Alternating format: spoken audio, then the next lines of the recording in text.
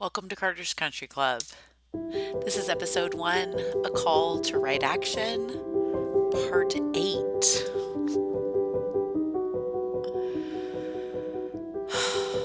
Yeah, I know, I get it. I'm pretty long winded.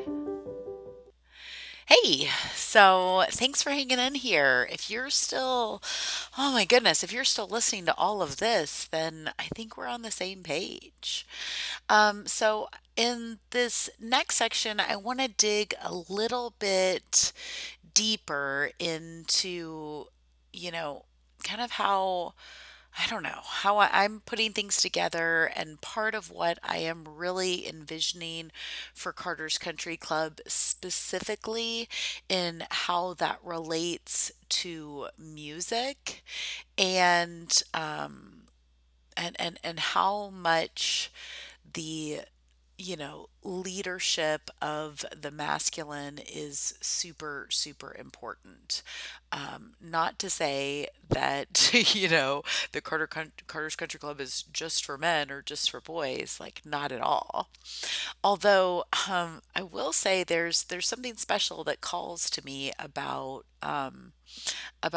working with boys, and then maybe it's just because I'm a boy mom, but also recently Carter and I saw a play, a production of Little Women, and Carter was really bummed that at the end of the play, not only did they just kind of leave it with Joe not marrying the professor, but there was no reference to her work and her bringing boys into her home.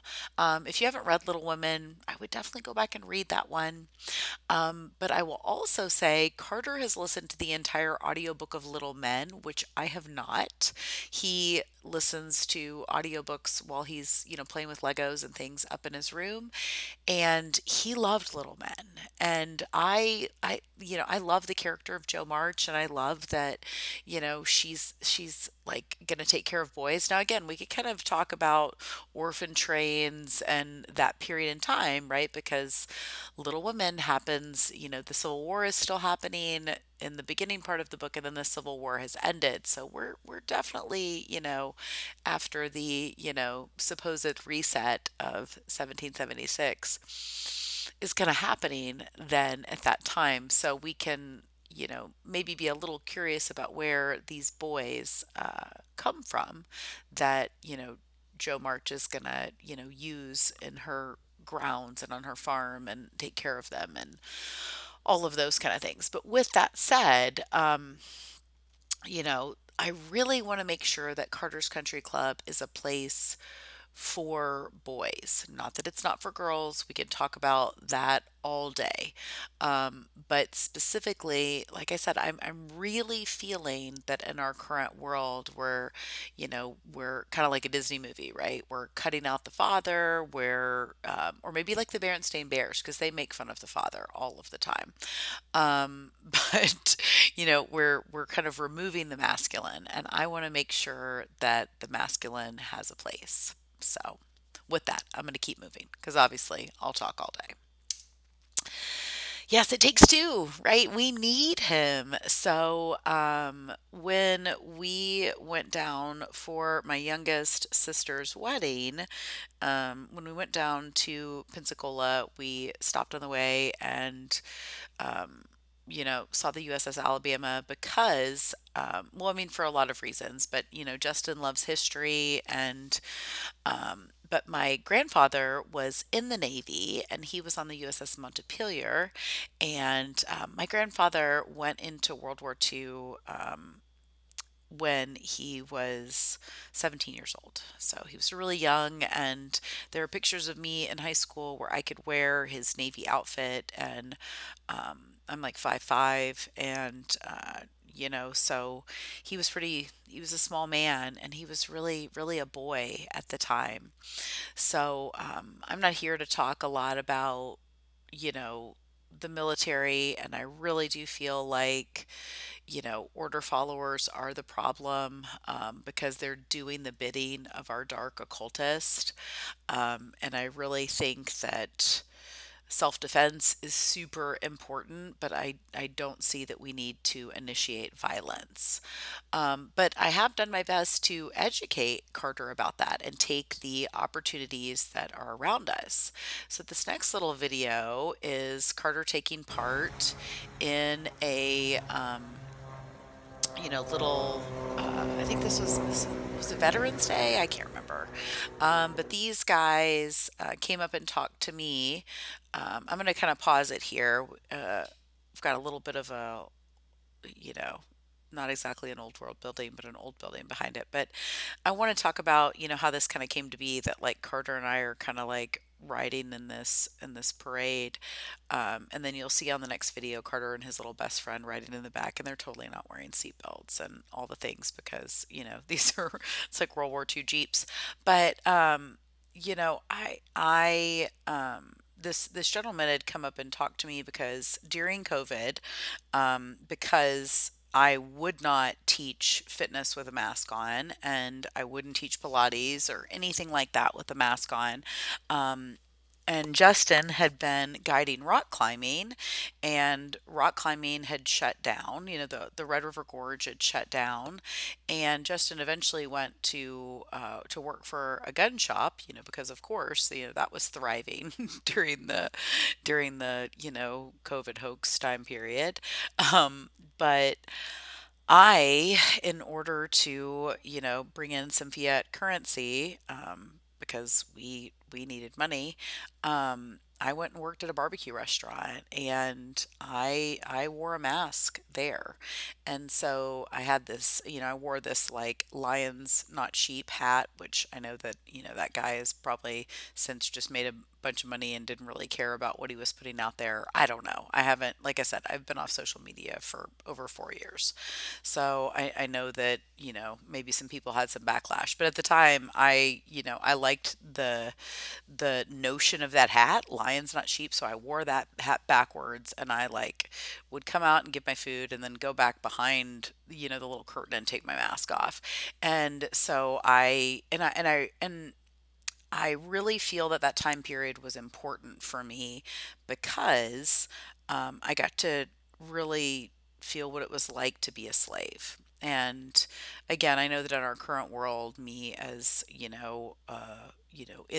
their words, right, in the words of the left, a white woman of privilege, right, or the wokeness, that I can't say that I felt like a slave, but I sure did. And I mean, there's all things I could talk about with that period of working at a barbecue restaurant in Louisville during the pandemic, like all of the things that I could go into. But I refused, I didn't wear a mask anywhere else.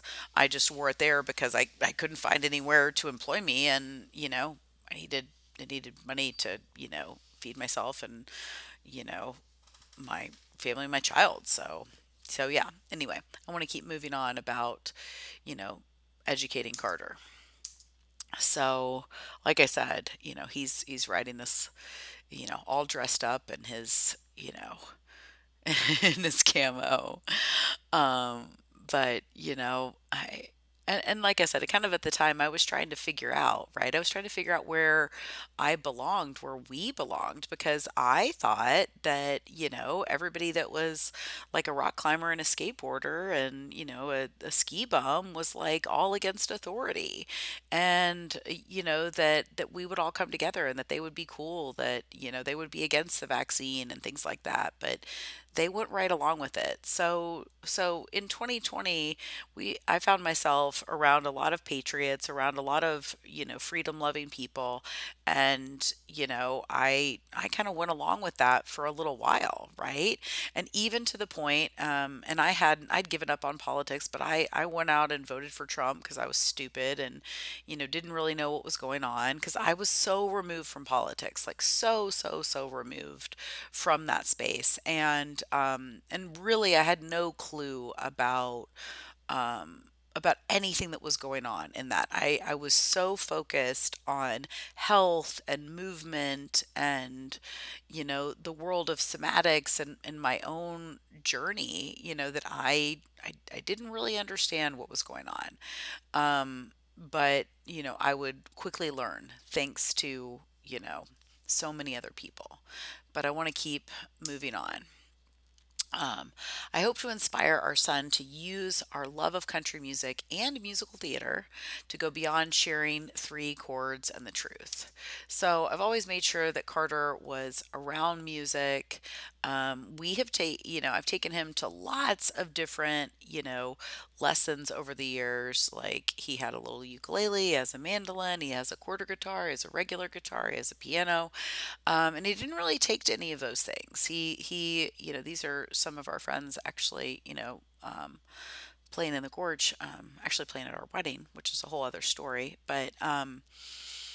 Uh, so Carter's always been around music. And like I've mentioned earlier, I understand because I have read Kathy O'Brien's books that I understand that there's some nasty stuff that has happened within country music. But I still love music and instruments, and I believe that it is a really important part of education. So, what I want to make sure with Carter's Country Club is that music is there and present. But with that said, Carter's taken a lot of different lessons, and nothing really stuck except for voice lessons, which, I love musical theater, and I want to talk about some of the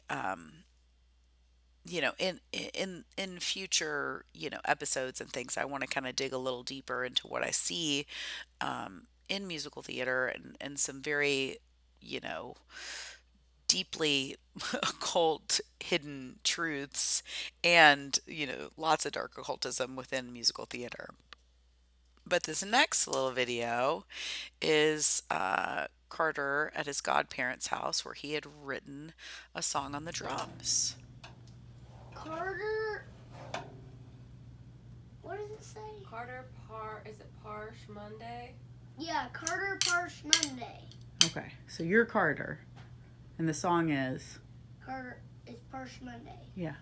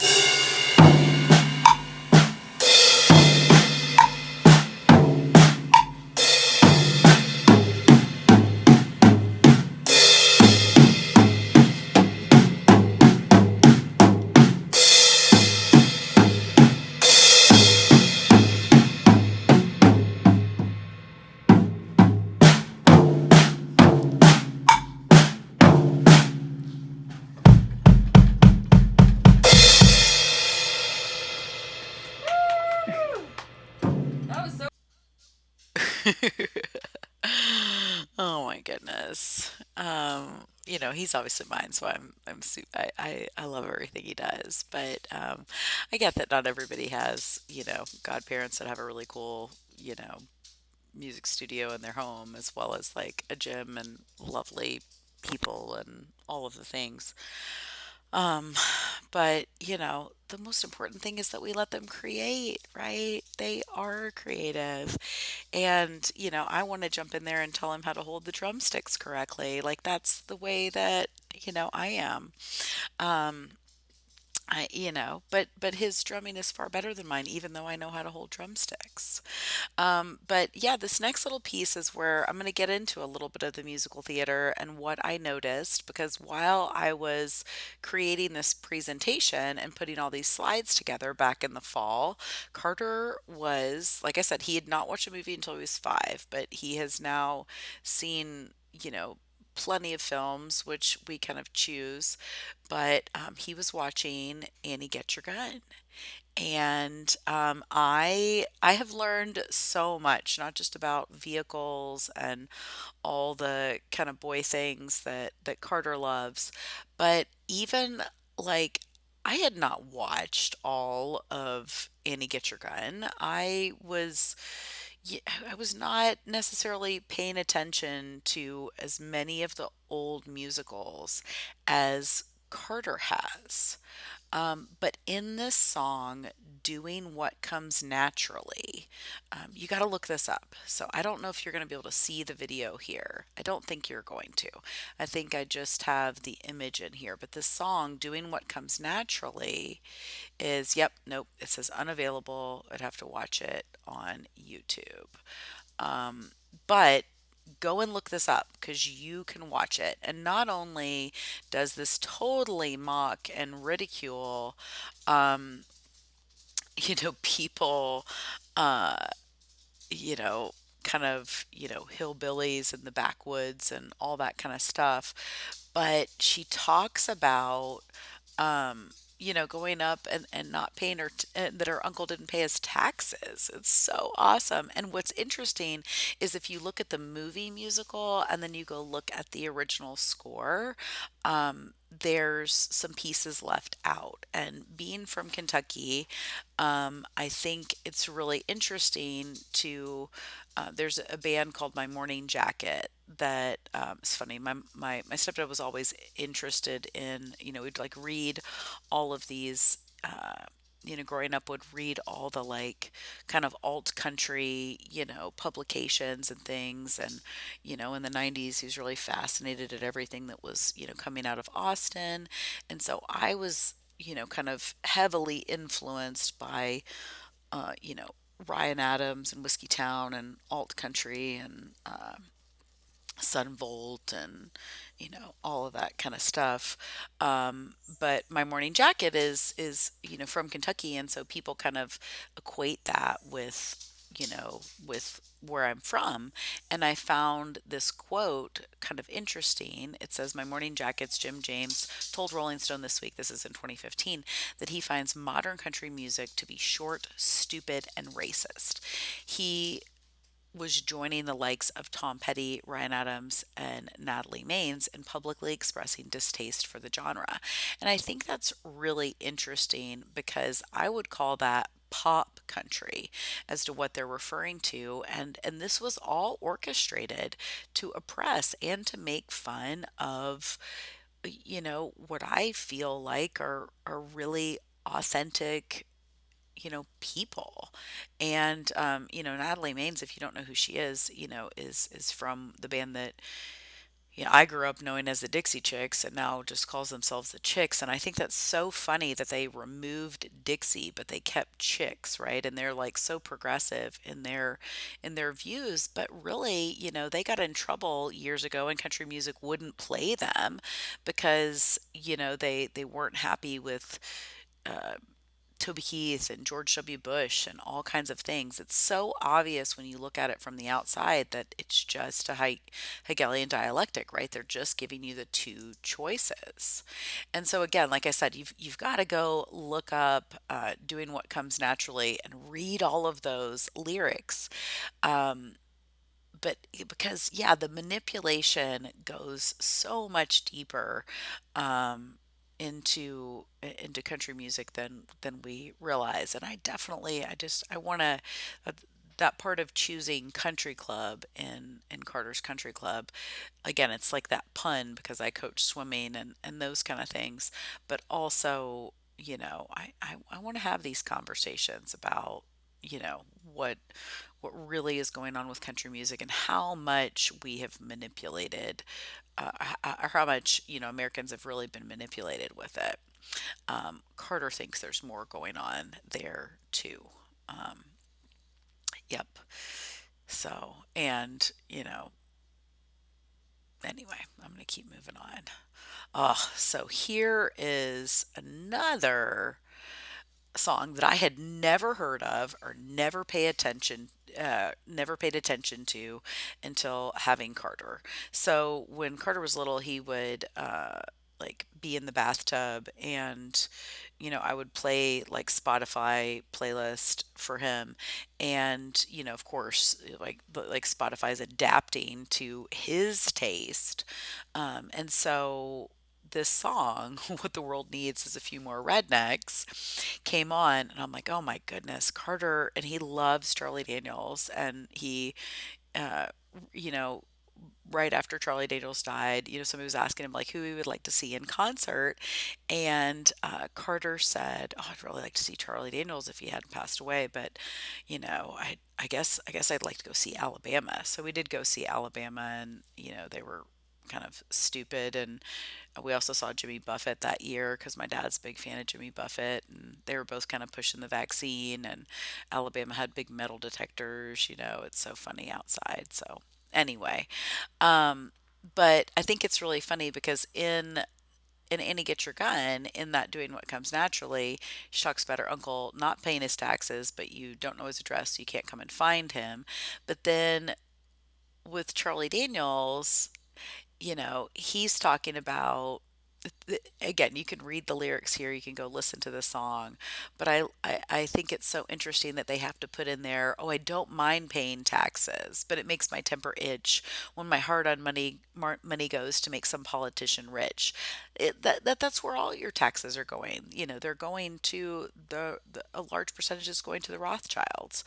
So, it's absolutely that's where it's going. So, you know, totally manipulating.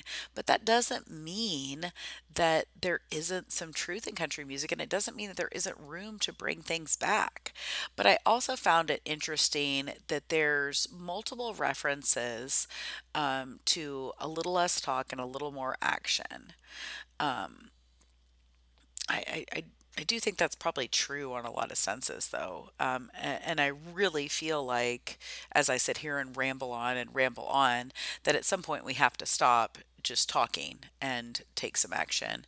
And it's probably very true what Charlie Daniels says is a little more rednecks is exactly what we need so that people can stand up. But a little less conversation, a little more action is Elvis, which, I mean, we could go in deeply to Elvis and his background. Um, but again, a topic for another time. But I just find it interesting how these things repeat themselves and how people are unaware. And then this is what most people think of that are not, fans of country music, that don't know anything about bluegrass, that definitely didn't know anything about alt country or, anything else. They think of these kind of people. Um, and I said, and if you look in the video, I'm like, there's just this fat dude, and he talks about, booze, and it's just perfect example. And, sorry to say, because I know this, guy's passed away, but when he uses those words, a little less conversation, a little more action, all he's talking about is like sleeping with this woman, right? So Toby Keith and ugh. So not my style of country music, but we can really see where things are manipulated and that so many people are still thinking that this is what country music is, that this is country, and that they're so true to their roots by listening to this crap. And like I said, I had a son that just favored country music so much. And so we got to have these conversations. I was like, no, he's just a boozer. He's just talking about booze. That's all he's doing. Because then that's exactly what these guys are listening to. Come on. Could they really do anything? No. And politics, 100%, this is not the answer. Okay.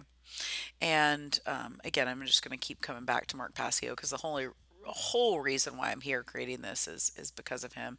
It's it's like, and I lost my train of thought, but like we have to find solutions, but politics is not the answer, and these people are not going to do anything, right? They're not going to do it. It's nothing's going to happen. All they're going to do is keep talking about things, right? Because these are all the people that are sitting back right now and are like, "Oh, Trump's going to take care of us." Absolutely not. What is in the way is the way. And that is one of my teachers, Rainbow Mars. And here's Carter swimming freestyle. And his arm is dropping there. He doesn't like to listen to me when I tell him to hold his arm out. And it's not because he's not strong enough or capable, it's because he doesn't really want to slow down. But I was taught that, so it was pretty cool because Rainbow's somebody who came into my life, and maybe you've seen her videos or seen her on social media or all of those things. She's super beautiful and wonderful, amazing. Her mom's like a raw food pioneer and all of the things. So definitely find Rainbow, but what is in the way is the way. So what we resist persists. These are all true statements. And I resisted swimming. And Carter, as I mentioned earlier, had a life jacket that flipped him on his face. And so he didn't want to swim either. This is he and his little best friend. I took them because after I'd coached my first summer league team, I took him to the YMCA so that he could keep swimming and thinking that he was strong enough to join a team, and he 100% was not, like 100% at all. And so this is where I want to get into a little bit of swimming. And I mentioned earlier this concept of self rescue and, and why it's so, so important, and why I really feel like parents have got to be involved in this process. So instead of buying your children all the things you never had, you should teach them all the things you were never taught. Mate- Material wears out, but knowledge stays. Bruce Lee. And so, what you didn't see happen in that video was that the lifeguard went in after Carter because he's swimming with his head above the water. And Ari was moving along a little bit better than him, but the guard goes in with his rescue tubes and gets both of them because Carter had a long way to go. I mean, look at him diving into the water there. But he did improve because we went to another club. And so earlier in this episode, I showed you videos of him where he's much more proficient than you see here. But Zuma is not coming. Expect to self rescue. We must learn to swim. And I know that this seems like so random. And it's like, okay, she went from country music to trumpers to, talking about a yoga teacher to swimming. Yes, like that's true. That's kind of how my brain works. But the thing is that we have to take responsibility. And that is what I want to end this part with, is that it really is up to us. And I wanted to use this image from the Paw Patrol because kids are been inundated for over a decade with the Paw Patrol, and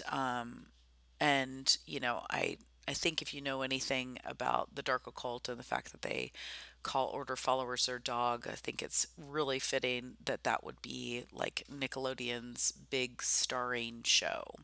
But if you don't know anything about the Paw Patrol, this character Zuma is like a Coast Guard dog.